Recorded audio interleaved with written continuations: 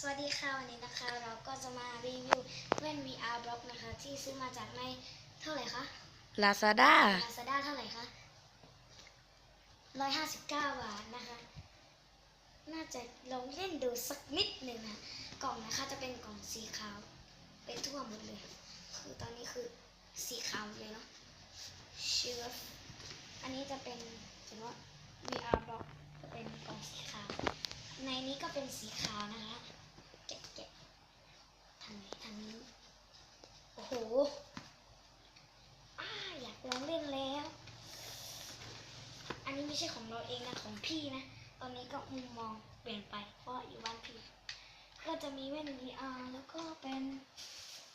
แผ่นรองนะถุงพลาสติกรองแล้วก็คู่มือนะแล้วก็เป็นที่เช็ดอะไรคะ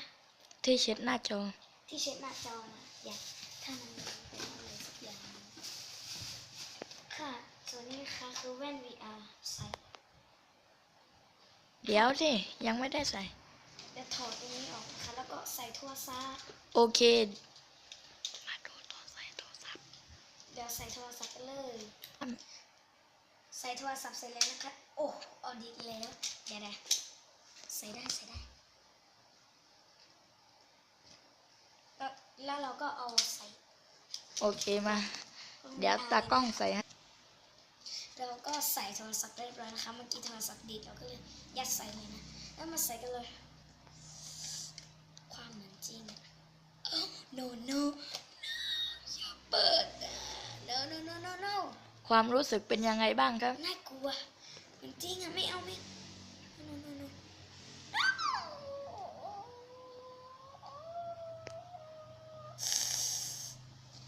ไม่เอาแล้ว